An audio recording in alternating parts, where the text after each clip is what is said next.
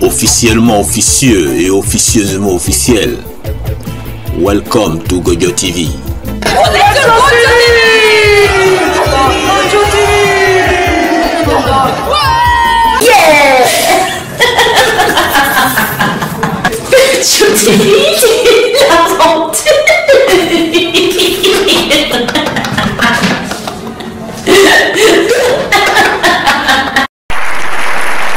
Microphone politique. Qui a dit quoi? Journaliste, enfin. Alors, l'interviewiste El Ansari, il vient de publier Touareg, l'exil pour patrie. C'est une chronique de la crise du Mali de 2012 à 2017 et des conséquences, de ces conséquences sur les civils Touareg. Donc voilà. Touareg, l'exil pour patrie, parce qu'on a le sentiment que voilà, probablement aujourd'hui les horizons sont quelque part un peu fermés pour le Touareg. Et en 20 ans, enfin en 30 ans bientôt, c'est la deuxième fois que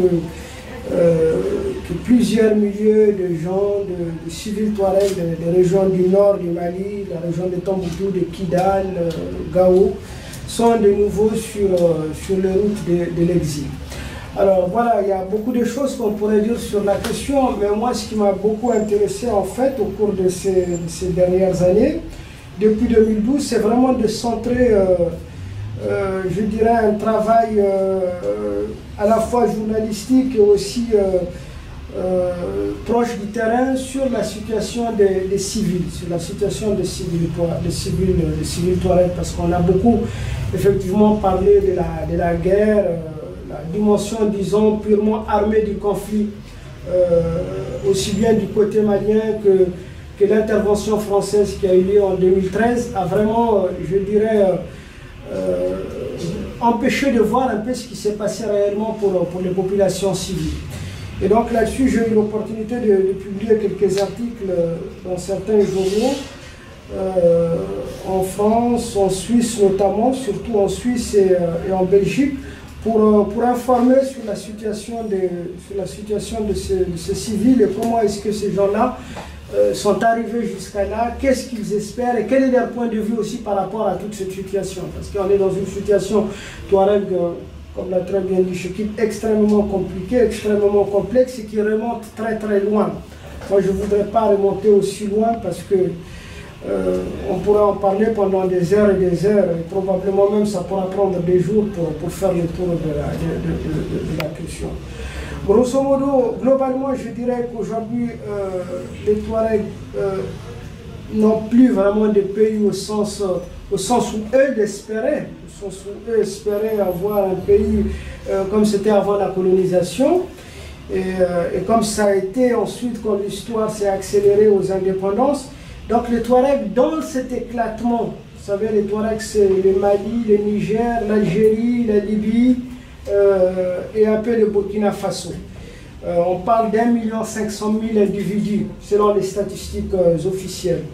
Et ce sont des chiffres qu'il faut prendre avec beaucoup de prudence parce qu'on considère que dans ces régions-là, il n'y a pas vraiment de... On ne peut pas parler de statistiques vraiment officiellement parce que les gens ne sont pas tous inscrits sur des listes, quoi. Et, généralement, même quand on demande aux gens de se faire recenser, pour eux, c'est une façon de les ficher. Donc il y avait une peur, il y a une hantise de l'administration. Comme ça. Et moi, j'ai encore cette hantise de l'administration quand je me présente devant un bureau. Pour un papier banal, j'ai toujours l'impression qu'on va me demander quelque chose que je ne suis pas en mesure de fournir. Et donc tous les Touaregs, tous les Sahariens, même je dirais d'une façon générale, peut-être tous les nomades, sont dans cette phobie-là de l'administration, dans cette... voilà, donc les statistiques, c'est vraiment à prendre avec beaucoup de précautions. On parle d'1,5 million aujourd'hui qui sont encore éclatés, je dirais. Déjà à l'origine, les Touaregs sont éclatés entre les 5 pays. Aujourd'hui, il y a un éclatement de plus. C'est pour ça que je sous-titrais ce livre « L'exil pour patrie » parce qu'on est vraiment rentré dans une autre ère, je dirais, de cette dimension de l'exil maintenant qui prend une dimension quasi planétaire pour les Touaregs, parce qu'on a aussi bien des Touaregs aux États-Unis, au Canada, en Norvège, ici en France, il y a une grande communauté, et en Afrique, beaucoup qui sont en Afrique et qui ne savent plus concrètement à quel pays c'est rattaché. Humainement, on le sait encore. Sentimentalement, on est tous rattachés au Sahara, on est tous rattachés au Sahara central, on aimerait bien pouvoir y revenir, y vivre, mais voilà, la situation est tellement incertaine et tellement... Et donc voilà, le point de départ, je dirais, de cet exil, en tout cas pour ce qui concerne la période 2012-2017, c'est l'intervention de l'OTAN en Libye. Voilà, on est en 2011, et ce que très peu d'entre nous, en fait, n'avaient pas voulu venir et finalement est arrivé. C'est-à-dire qu'on s'attaque à la Libye sans se soucier réellement des conséquences que cela pourrait avoir sur la Libye même et sur les pays voisins. Parce qu'il faut savoir que la Libye aujourd'hui ne se porte pas mieux que lorsque Kadhafi était là. Et la Libye est dans un état absolument désastreux. Et aussi le Sahel, et surtout le Mali. Donc la chute du régime de Kadhafi, en fait, a reconduit sur le nord du Mali et sur le nord du Niger toutes les factions touaregs qui étaient impliquées depuis déjà plusieurs décennies, en tout cas depuis les années 90 ans, qui étaient déjà impliquées dans l'armée libyenne. Donc ils sont revenus. Et le retour de ces différentes factions touareg a provoqué l'éclatement, a provoqué je dirais la dislocation de l'État au Mali.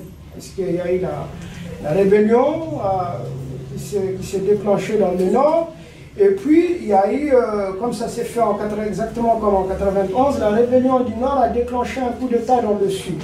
Et donc le pays s'est retrouvé complètement sans institutions, sans appareil politique. Et là-dessus, il y a eu les grands amalgames qu'il y a de nouveau. Encore une fois, là, je parle vraiment de 2012. On pourrait parler presque de la même situation en 91 et même en 1963. Donc c'est aussi pour ça qu'on a cette dimension de l'exil qui se répète. Donc la problématique du Nord, en fait, a fait que tous les Touaregs ont été de fait stigmatisés, les civils Touaregs.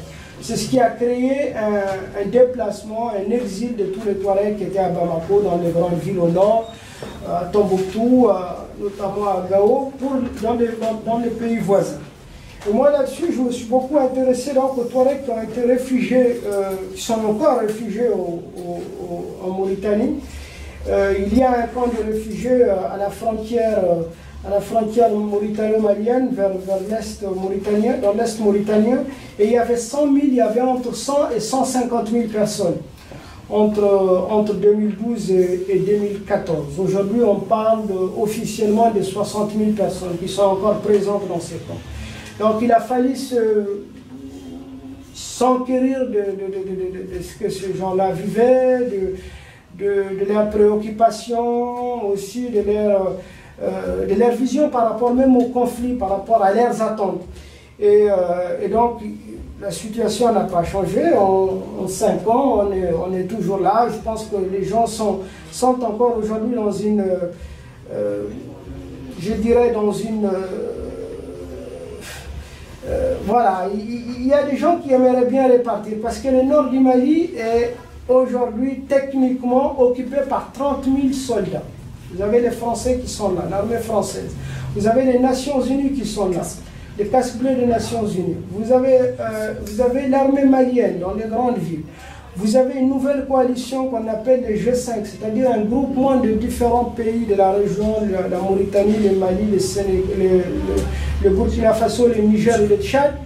Et donc vous avez environ plusieurs dizaines de milliers de soldats qui sont soi-disant en train de lutter avec 300 ou 400 groupements terroristes qui sont là, dont on nous dit qu'ils sont dans le nord du Mali. L'intervention française de 2013 a permis de déloger, bien entendu, les bases logistiques et l'occupation des grandes villes, à savoir Tombouctou, Gao et Kidal. Mais l'arrière-pays reste quand même sous le contrôle de ces groupes. Alors il y a une question qui se pose, et que se posent beaucoup de nomades, beaucoup de gens là-bas, c'est comment 30 000 soldats peuvent ne pas arriver à bout de 300 à 400 groupes terroristes, enfin 400 groupes qui sont là. Donc c'est le grand mystère, ce qui fait que dans le nord du Mali, concrètement dans la région de Tombouctou aujourd'hui, quand vous vivez là, c'est soit vous êtes en collaboration avec ce groupe, vous êtes sous leur influence, ou alors vous faites le choix de vous exiler si vous ne pouvez pas les faire.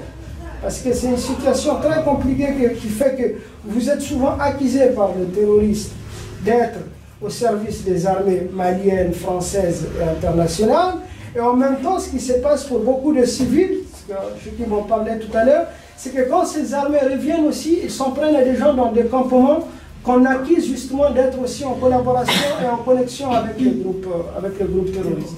Donc c'est une situation absolument explosive, difficile à vivre, qui fait que encore aujourd'hui, je pense que les sous-titres « L'exil pour patrie » convient bien, parce qu'il est inimaginable aujourd'hui pour les gens de vivre sereinement dans cette région. Et on est tous très touchés, très, je dirais, meurtrus.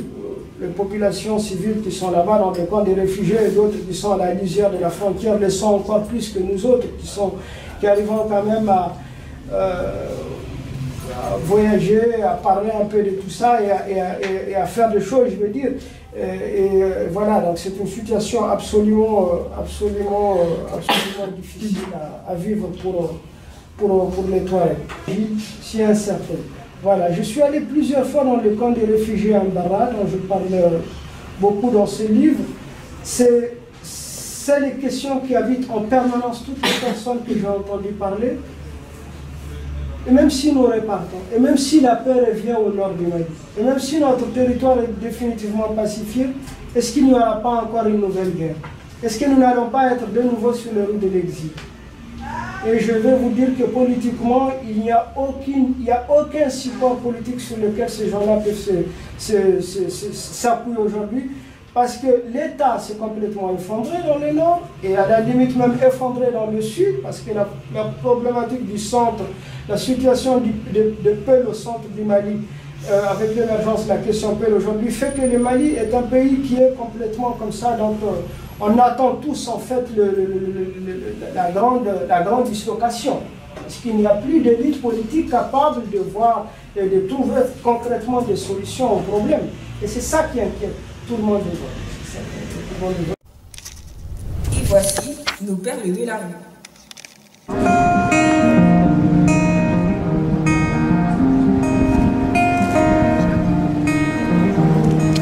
That's your name? Ah, good. Thank you very much. Yeah, I live here since 1 year and I perform on the streets. Okay. It's over 1 year. Also in winter time I play. Okay. Here and also the other days.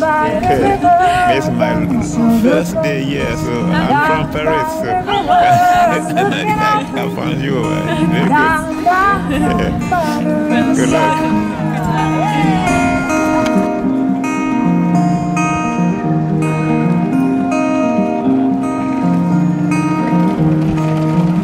By the river, rest on burning stones. Down by the river, their seeds turn into gold. Down by the river, they're shining in the night. Down, down, down by the riverside.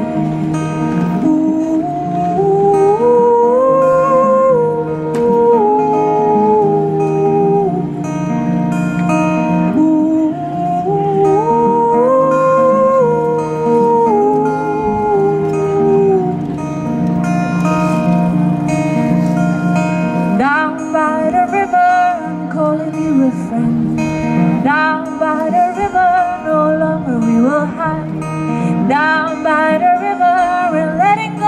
time.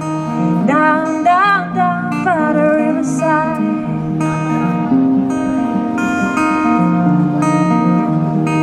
Down by the river, I'm calling you a friend.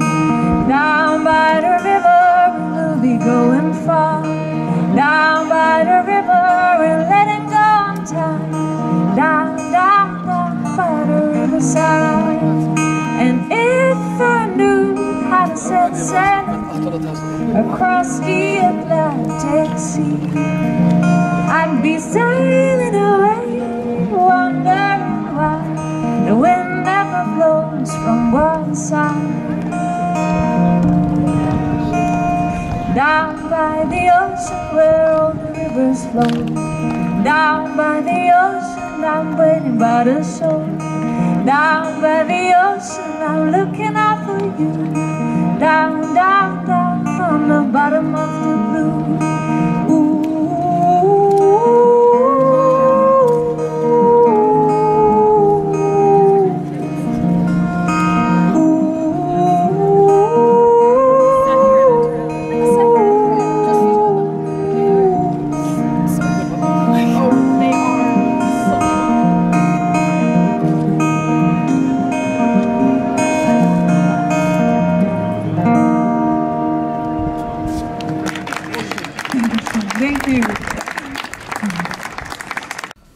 Nous sommes sur Godio TV. Vous avez pas vu Mirza? Pa, pa, pa, pa, la la la la la la. Vous avez pas vu Mirza là?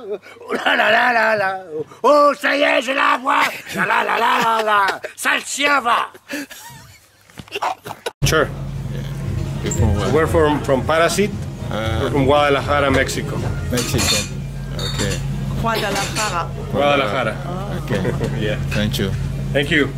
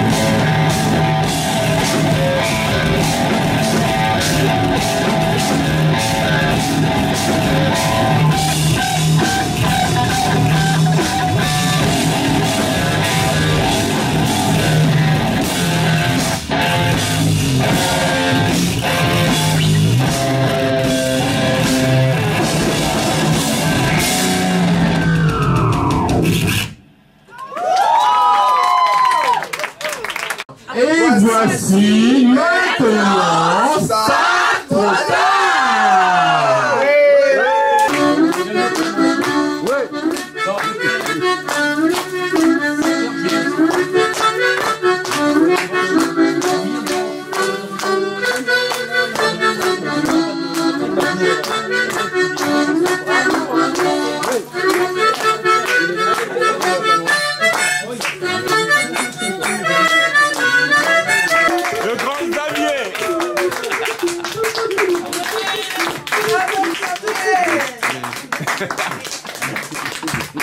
Bravo, Xavier. C'est le plus grand des voleurs. Oui, mais c'est un gentleman.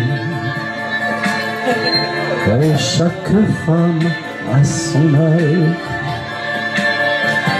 Rêve de voir son visage. De l'actrice à la danseuse. À l'épouse la meilleure. Gentleman cool, a gagné le cœur. C'est le plus grand des valeurs. Oui, mais c'est un gentleman. Il s'empare de vos valeurs. Sans vous menacer d'hiver, quand il pétrusse une femme, il le fait porter des fleurs. Gentleman conduire est un vrai seigneur.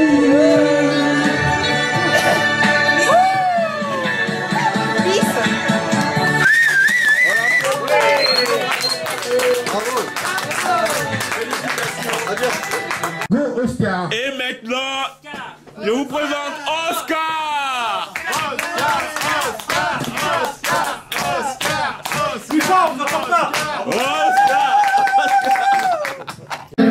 Accompagnement musical. Oui, accompagnement. Just a perfect day. Drinks and beer in the bar. Then they move to Ah merde, on l'a refait.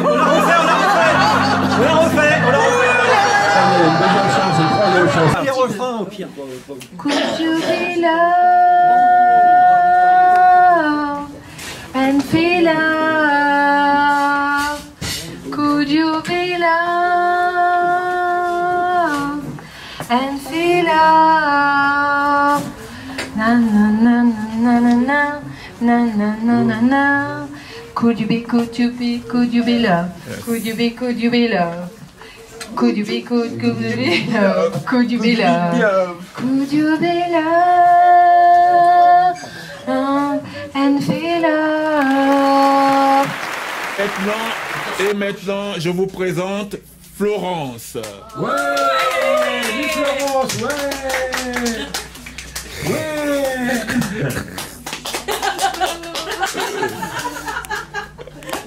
Il faut bien devant, bien devant. Le TGV 95-16 à destination de Paris-Montparnasse, initialement prévu à 12h53, aura un retard de 4 jours. Là.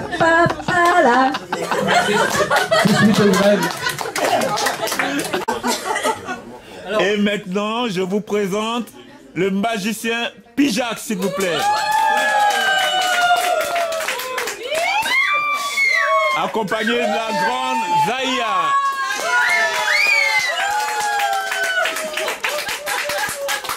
C'est mes petits-enfants. J'en ai 9 petits-enfants. Ils ont dit, papy, ils m'ont dit ça avant que je vienne là.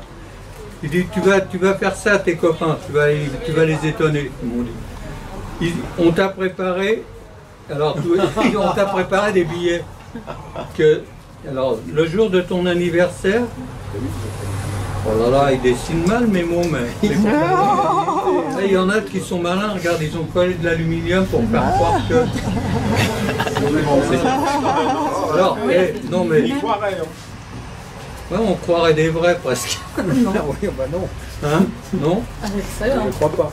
Enfin, et alors donc, les bordures, ils m'ont dit ça, alors ils m'ont endormi, ils n'ont rien fait de bien là. Alors papy, écoute, papy, on t'a préparé des billets et le jour de ton anniversaire, en fait c'est ce soir mon anniversaire. C'est un soir de pleine lune. Ah oui, À chaque fois, il fait mon anniversaire. 87 par Louga. 87. Alors, écoute, on va te servir la preuve. Il n'y a pas de magie. Ah non, non, c'est... Et on regarde bien parce qu'il ne faut pas qu'il triche. On regarde. Donc ils m'ont dit, alors si ton anniversaire c'est un soir de pleine lune, mais je crois que c'est la pleine lune. Hein. Ah oui. Là, hein, c'est la pleine lune ou pas? Ouais. Il me semble. Hein. Ouais. Hein, c'est bientôt la pleine lune. Ils m'ont dit que tes billets vont se transformer en billets en vrais billets. Waouh! Oh non! Sérieux? Sérieux, mon mec. Attendez, je vais vous aider. On applaudit très fort! C'est un pyjama. 4.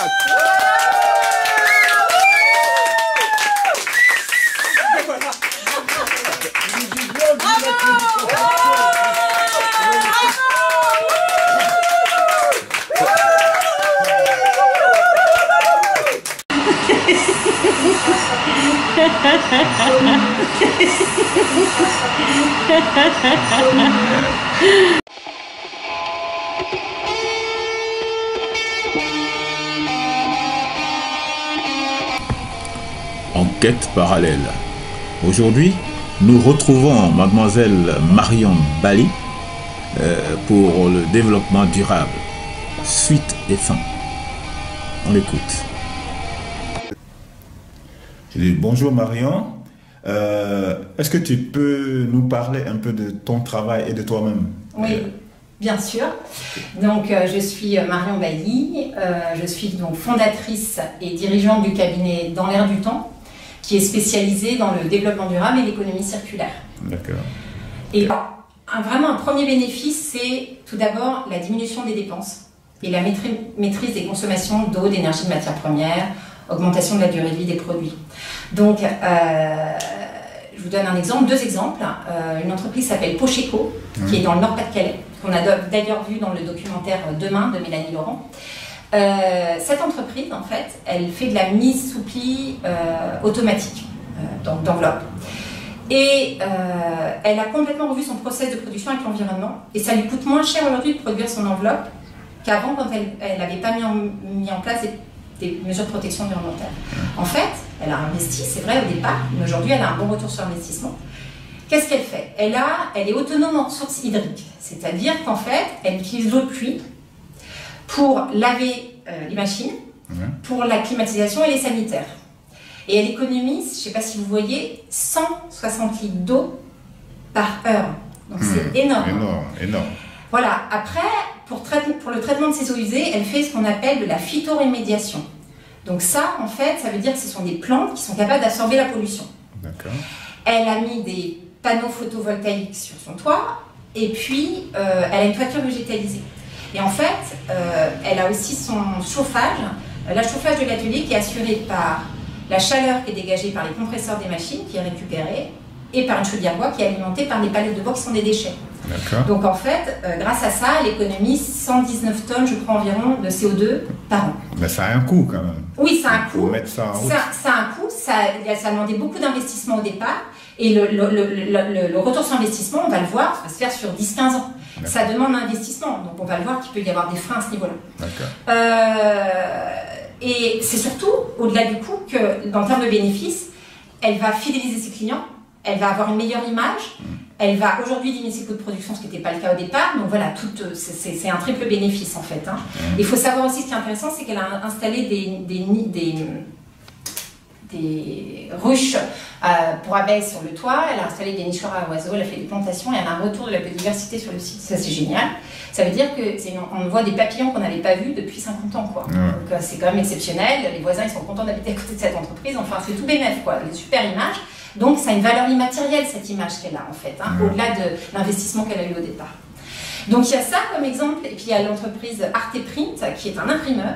Lui, il a carrément fait ce qu'on appelle un bilan carbone. C'est un bilan de gaz à effet de serre. Et il a étudié ses différents postes. Et grâce à ça, en fait, il s'est rendu compte que son transport lui faisait beaucoup d'émissions de carbone et lui coûtait très cher. Parce qu'en fait, il n'optimisait pas ses livraisons. Donc, en optimisant ses livraisons, en revoyant le processus de circuit, eh ben, il a économisé 70 000 € par an. Donc, c'est énorme. Voilà. Donc, ça, c'était un premier bénéfice. Un second bénéfice, c'est la productivité et la motivation des gens. Parce que si on a une politique sociale avancée, là, je parle en termes de ressources humaines, politique sociale avancée, forcément, les gens vont être plus motivés. Forcément, vont être plus productifs. Donc, l'entreprise qui axe la qualité du travail, le bien-être, le climat social, l'ambiance, le dialogue social, etc., ben, on va avoir moins de turnover, on va avoir moins d'absentéisme et on va avoir des salariés plus motivés, plus productifs, des salariés plus fidèles à l'entreprise, voilà, on va attirer de meilleurs talents, etc. Donc là, j'ai deux exemples. Une entreprise s'appelle Plus que Parfait, ils sont à peu près 160. Donc cette entreprise, en fait, ils sont dans le nettoyage. Et souvent dans le nettoyage, les conditions de travail et les politiques sociales, elles sont pas très reluisantes dans le nettoyage, hein, ça on peut s'en douter. Hein. Les femmes isolées, voilà, voilà, le travail isolé, le transport, 4 heures de transport, voilà, c'est vraiment pour aller travailler dans les entreprises de nettoyage, enfin c'est assez lourd. Et bien cette entreprise-là, en fait, elle a mis en place un dialogue social avancé, et ce qui fait qu'elle fait des réunions 2 fois par an avec tous ses salariés, et elle les fait rencontrer les fournisseurs pour améliorer le référencement des produits qui sont utilisés sur le terrain. Elle leur présente aussi la stratégie de l'entreprise, donc c'est intéressant en termes de transparence et de gouvernance. Elle embauche des personnes en situation de handicap, 80% de travailleurs handicapés. Et pour ça, c'est une entreprise en fait qui a un agrément, une entreprise adaptée, ce qu'on appelle adaptée, elle a des aides pour ça.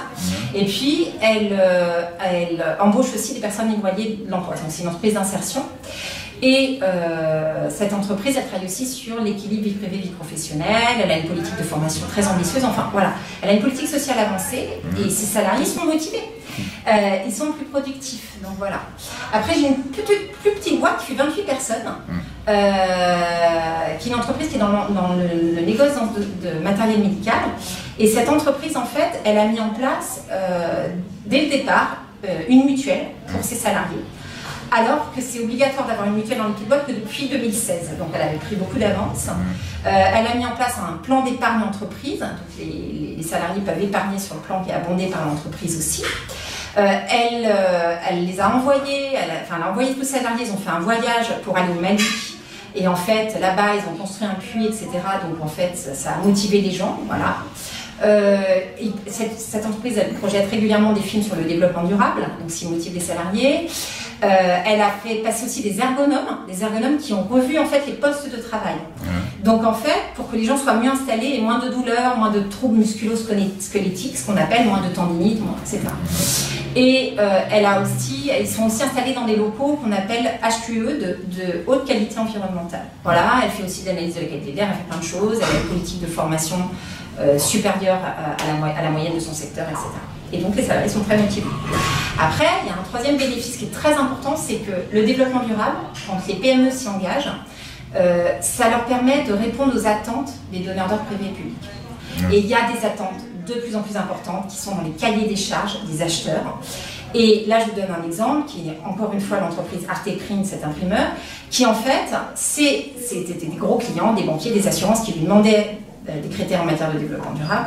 Et donc cette entreprise, elle a engagé plusieurs certifications. Donc elle est certifiée Imprime Vert. Imprime Vert, c'est une marque pour les imprimeurs qui respectent l'environnement. Elle est certifiée ISO 14001. Donc l'ISO 14001, c'est une norme qui permet en fait d'intégrer l'environnement dans toutes les dimensions de l'entreprise. Et elle est certifiée pour sa chaîne de papier, le papier utilisé, PEFC et FSC, qui sont 2 certifications qui assurent que le papier provient de forêts qui sont gérées durablement.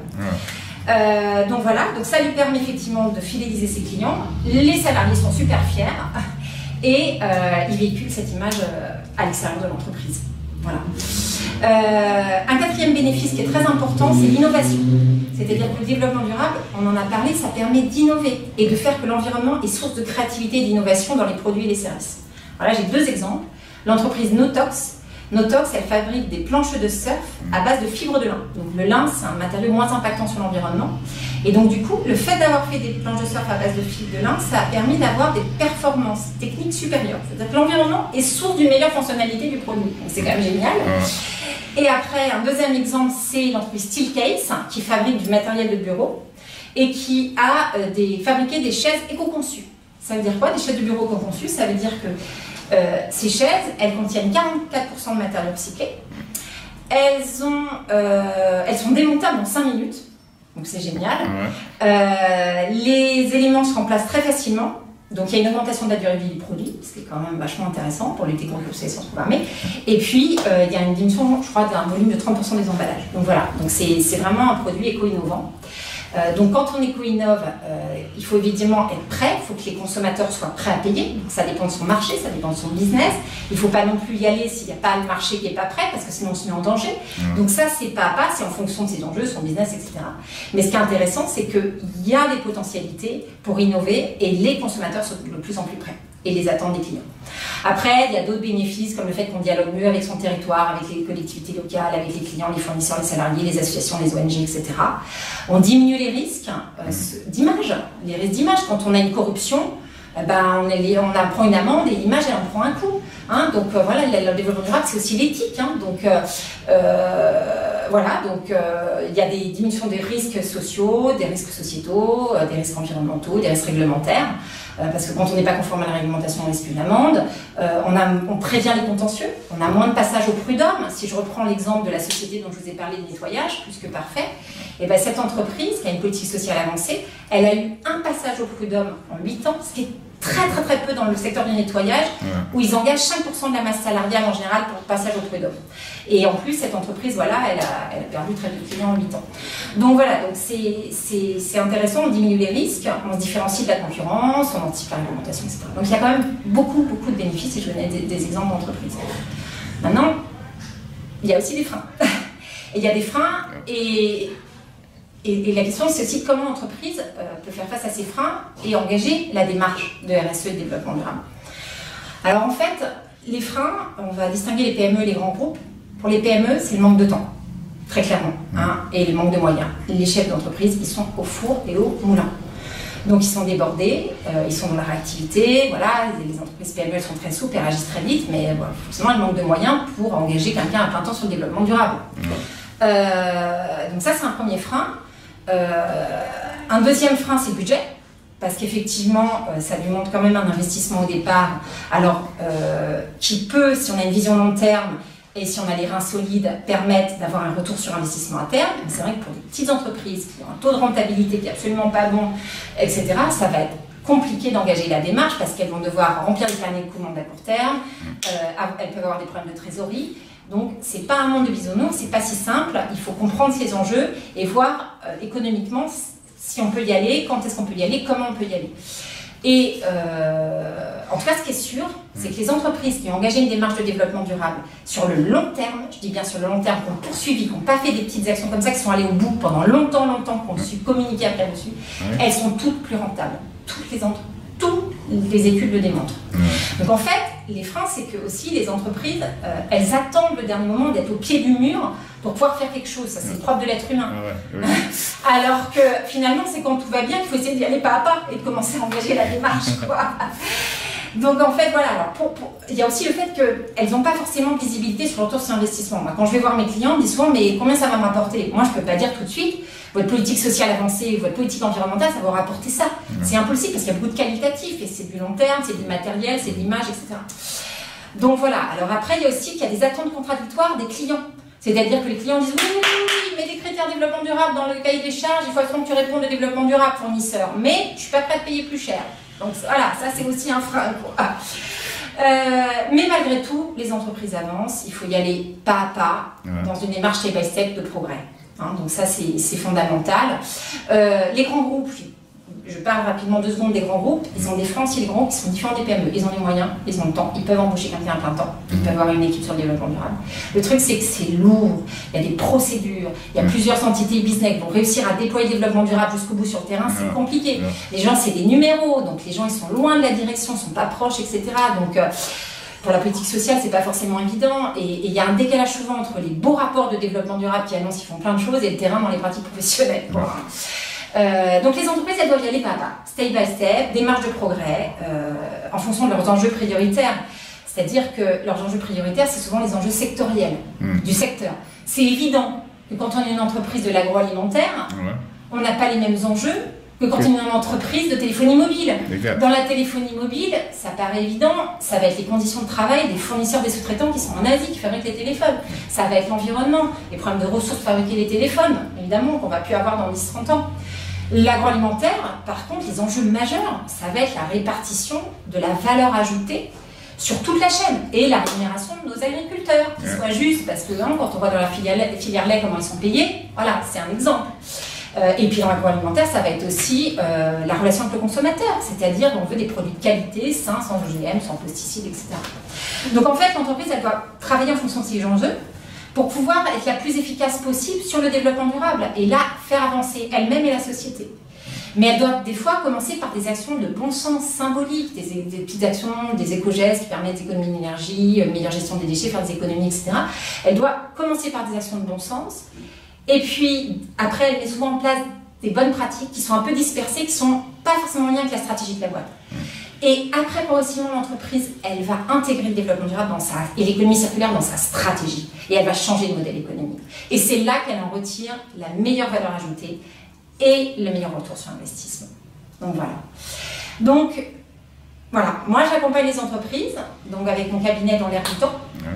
Donc, qu'est-ce que je propose au cabinet dans l'air du temps? Je propose 4 axes d'accompagnement. Un premier axe qui est d'aider l'entreprise à innover et intégrer l'économie circulaire dans son modèle économique, en faisant appel à l'intelligence collective et créative des collaborateurs, puisque j'accompagne aussi les salariés sur la façon de co-construire une politique RSE, co-construire un plan d'action RSE, un plan d'action de développement durable, parce que plus on mobilise les salariés, plus en fait ils vont être acteurs du changement. Et ils vont pouvoir se mobiliser, etc. J'ai un deuxième axe d'accompagnement qui est sur j'aide les entreprises à structurer leur démarche RSE pour aller dans une démarche de progrès de long terme. La troisième axe, c'est j'aide les collaborateurs de l'entreprise à se mobiliser sur la démarche en proposant des workshops, donc des ateliers sur des thèmes divers qui peuvent être l'économie d'énergie, la gestion des déchets, les passerelles entre l'entreprise et le monde de l'enseignement, les critères de RSE liés à la rémunération, enfin plein de sujets qui mobilisent, qui font réfléchir les gens, qui les mobilisent sur le sujet. Et je fais aussi la conduite du changement pour pas à pas intégrer durablement la RSE dans les façons de faire et dans les pratiques professionnelles concrètement au quotidien.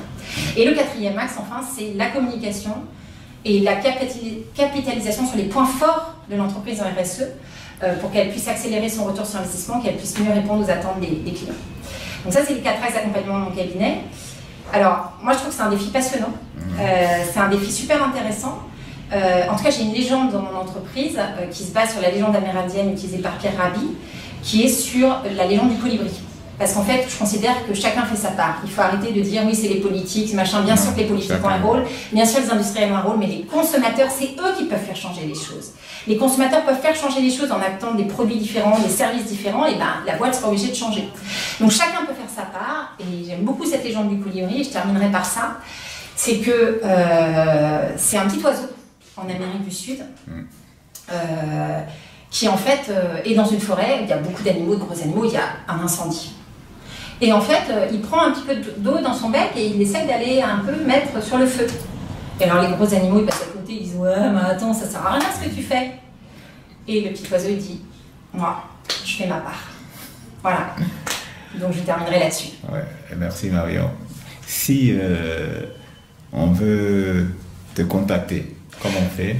Alors justement, pour me contacter, vous pouvez me contacter via le site internet qui est www.danslairdutemps.fr. Donc, dans l'air du temps, c'est dans, D-A-N-S, l'air, L-E-R-E, du temps, tout attaché, .org. Sinon, je suis joignable. Voilà, je suis joignable sur Internet, vous pouvez me contacter. Voilà, n'hésitez pas, parce que je suis vraiment intéressée à accompagner les entreprises dans leur démarche de développement durable. J'en profite pour ajouter une chose, c'est que je monte actuellement avec une partenaire ce qu'on appelle des ateliers Lunch and Learn, qui sont des ateliers autour de la consommation responsable et de l'alimentation saine. Et là, l'idée, c'est de toucher les citoyens, enfin les salariés en tant que citoyens dans l'entreprise, pour qu'ils se mobilisent plus sur la démarche de développement durable, que ça permet en fait de participer à la qualité de vie au travail de l'entreprise, puisque ce sont des ateliers qui sont organisés à l'heure du déjeuner, et sur des thèmes variés comme le zéro déchet, comment les labels responsables, comment est-ce que je fais la distinction entre les bons et les mauvais labels quand j'achète mes produits. Ça peut être sur l'économie circulaire, quels gestes moi je peux faire pour l'économie circulaire. Ça peut être sur l'engagement associatif, sur je réduis mon sucre, je réduis mon gluten, etc. Et c'est vraiment des sujets autour du bien-être du salarié. Voilà, j'en profite pour dire que j'anime ces ateliers en entreprise. Merci. Merci. À bientôt. À bientôt. La faille. Bonjour. Vous êtes à Transmission, le journal officiel des 3W.web. Une vie heureuse. À court. Mener la vie de façon heureuse. Tout se passe en nous déjà. Se rendre compte que l'humain que nous sommes est heureux au quotidien, conscient. Cela implique nos actions et nos rapports avec les autres, notre entourage et nous. Ok, les autres et moi. À bientôt pour une autre idée. Au revoir.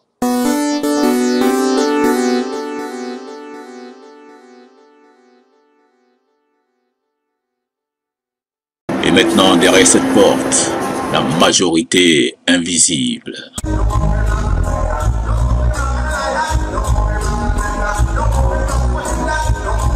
Bonjour, c'est Loala pour vous montrer au mini festival reggae.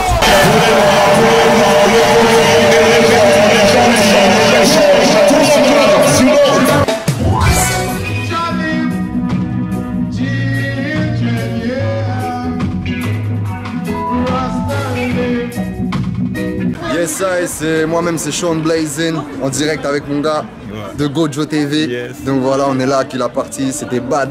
Baby, my love is gone. You are my girl, but you fool me. So now the time has come for me to leave you alone. Baby girl, you want to be on my mind. Always alright, but you don't want to stay with me. Made about a sweet life. What you need is a righteous man, but you chose to go away with a bad boy. You want someone who shows you he got balls, but when you gone, this one be cheating with some more. And you told me I'm too nice for you, just because I treat you with respect. You thought I was a fool. Hey, baby, my love is gone. You are my girl, but you fool me. So now the time has come for me to leave you alone. Hey, when I'm sad, when I feel the pain, I got to stay by myself, yeah. It may be hard to understand, that's how it is. We're all the same, but we're different. Some try to understand me, but they won't. Oh, but I can be myself. Them think they know me, but they don't.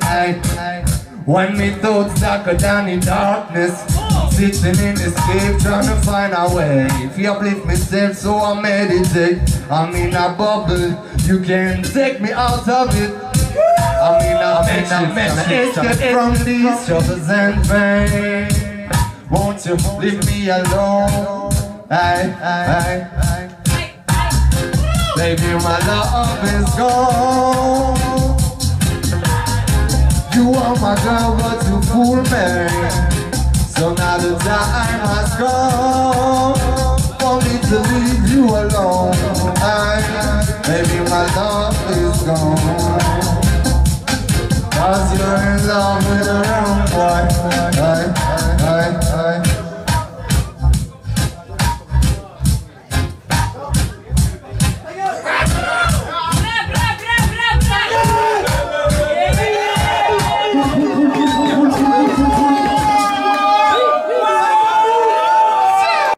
Tu peux pas faire évoluer leur idée aux Antilles si t'as rien à dire.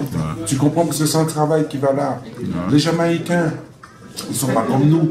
Les Jamaïcains, ils ont quelque chose qui est différent de nous. C'est qu'ils ont été élevés dans cette culture que nous, on a pris le train en marche. Donc, il y a toute une génération chez nous, aux Antilles, à First, que tu peux pas aller leur dire ouais, on vient d'Afrique ou c'est la misère. Il faut avoir l'explication pour ça. Il faut savoir expliquer ça aux gens, leur dire comment on vient d'Afrique, pourquoi on vient d'Afrique, qu'est-ce qu'on nous a caché. Il y a un vrai travail à faire jusqu'à aujourd'hui. Tu sais, Bob Marley est parti depuis longtemps. Le reggae existe depuis longtemps. Aux Antilles, à First, en Martinique en l'occurrence. Les gens nous connaissent. Tu rencontres beaucoup de gens avec des locks, mais qui sont ignorants. Tu comprends? Et c'est pas possible. C'est parce que les grands n'ont pas fait le travail. Il y a un travail à faire. On doit faire ce travail-là. Tu comprends? Donc, quand tu fais hommage à Bob Marley, tu ne dois pas dire ah non, je ne travaille pas avec un tel, parce que tu veux faire un travail pour un peuple. Pas un travail pour une petite communauté. Dans une communauté, ça ne tient pas la route. Sinon, en Jamaïque, on n'aurait pas fait des sons de flash pour montrer au monde entier ce que c'est. Ils n'ont pas fait des sons de flash pour rester entre eux, ils ont fait des sons de flash pour que les gens sortent du Japon, de l'Australie, de partout, et venir. Ça rejoint ton discours, bien sûr. Tu comprends? Et nous, on est en visibilité, on n'a pas ça. En France, quand les gens vont me dire oui, il y a eu un mouvement Rasta, non, il y a eu une course au pouvoir. Une personne n'a pas ce pouvoir. C'est juste une course au pouvoir. Quand les gens ont compris que oui, il faut briller, tout le monde s'est délesté. C'est vraiment le mot. Mais oui, il faut briller. Tout le monde s'est délesté du vrai travail, à même donner notre secret à d'autres. Tu comprends? Parce qu'en pensant qu'ils sont big, en pensant qu'ils sont courir après les autres. Tu vois, tu as des musiciens qui sont partis en formant un groupe, mais on a arrêté le groupe. Pourquoi? Parce que l'autre il a pas de concert, l'autre il a chez chaque personne courait, alors qu'on a tous été témoins des cassettes vidéo. On a vu des groupes comme Culture, comme Internet. C'était un groupe, ces gens-là. Même les rollers, ils ont peut-être joué avec du monde, mais c'était un groupe. Tu quittes ton copain que tu as commencé à jouer de la musique avec depuis longtemps pour aller jouer avec un autre et puis dire que tu es autant. Tu comprends? On a fait beaucoup d'erreurs et tout ça encore. Et c'est pour ça qu'on n'a pas beaucoup de suite dans le mouvement aujourd'hui. La plupart des gens, qu'est-ce qu'ils font? Du dancehall, R&B, il y a faut pas me dire que c'est du reggae, c'est pas vrai. C'est briller. Quand tu vois les mignettes chanter le morceau de ces gens-là qui n'ont aucun contenu, qui n'a rien dedans, parce qu'il ne faut pas se leurrer, hein. La dancehall, c'est juste le rythme qui change, mais c'est du zouk. C'est la même chose. C'est chérie, je t'aime chérie. C'est la même chose. Pour parler des choses. Tu sais, on doit être concret. Parce que nos hommages, tout ce qu'on fait, tout ce que nos enfants ont appris, ça fout le camp. Parce qu'on n'est pas concret, réglé dans ce qu'on fait, le travail qu'on fait. Tu vois, aujourd'hui j'entends dire qu'il y a beaucoup de groupes qui se reforment, qui se remettent. Faire quoi? Dire quoi?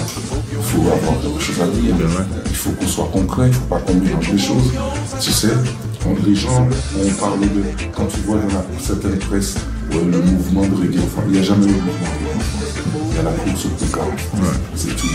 Mais personne n'a appris ce but. Parce que ceux qui sont à peu près passés n'ont pas eu un message retentissant pour toute la France. Tu sais, ils ont parlé de leur coin, communauté, c'est communautaire, ça va nulle part. Et nous, on a un problème. On n'arrive pas à régler cette situation.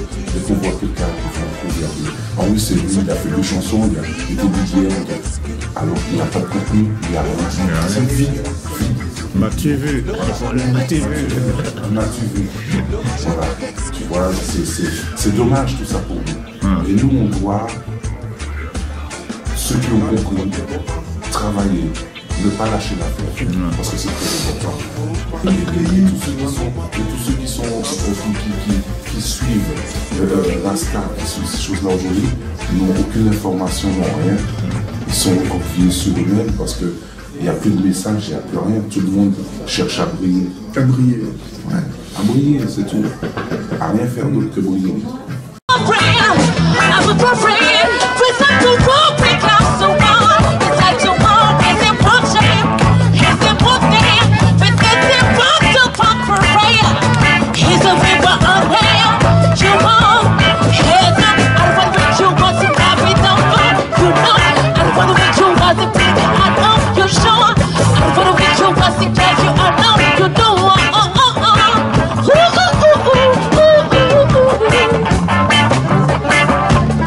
What's when he runs, when he runs, and then he runs, and then he runs, and then he runs, and then he runs, and then he runs, and then he runs, and then he runs, and then he runs, and then he runs, and then he runs, and then he runs. So you think you make it cool? No. You think that this is your rule? No. Move like a bull, no.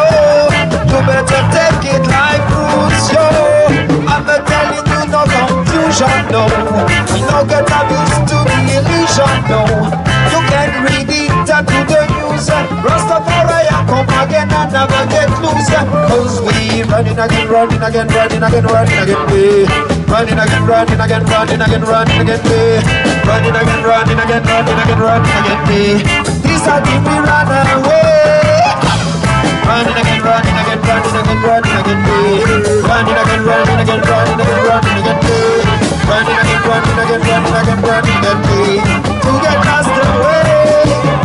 So I'll be 13, one time, two time or twice. I don't care what I'm gonna say tonight. It's like we're going real. We gotta hear the shit and take the beat. We gotta sing to make everybody dancing. So, do you like jumping back? This is the bad boy, and this is my bad boy team. Y'all can call it a dream team. It's a reggae music style, jump station.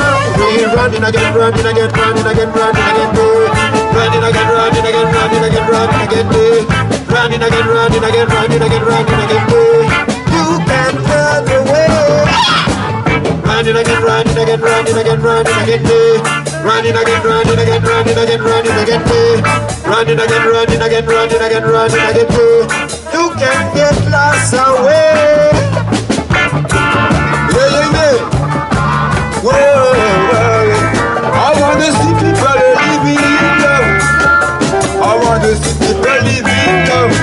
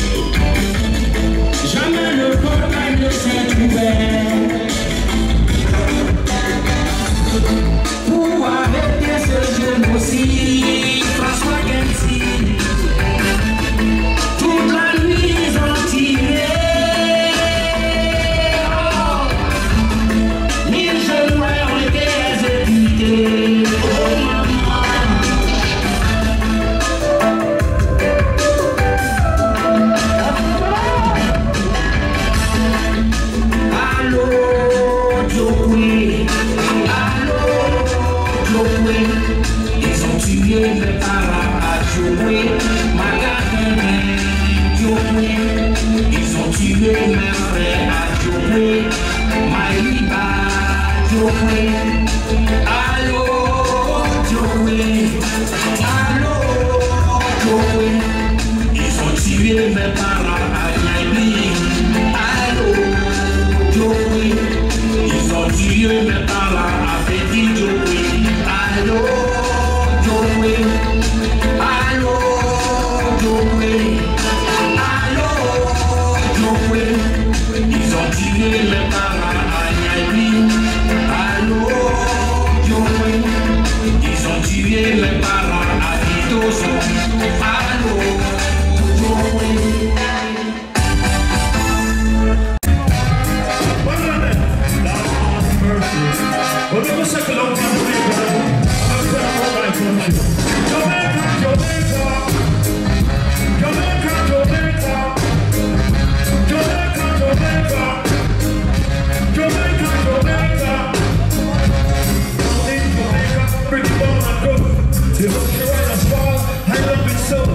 I used to go to school and play guitar too. I know how they have been playing and the double. But we from St. Country, also over. One should have been over this small land.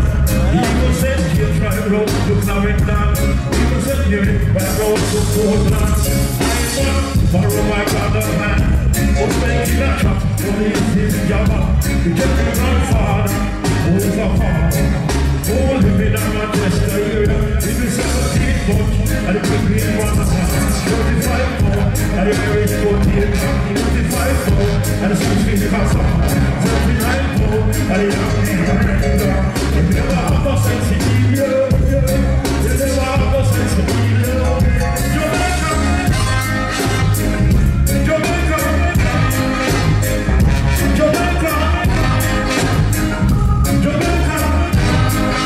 yeah, after the first thing we're gonna flip the money in our gear.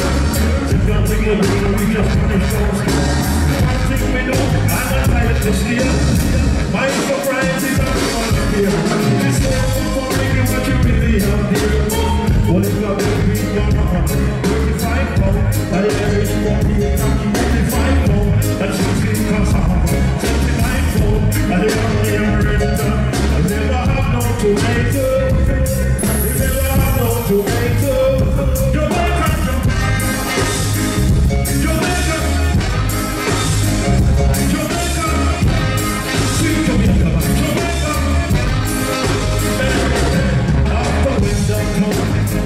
She said, "Papa, baby, you're king of the town.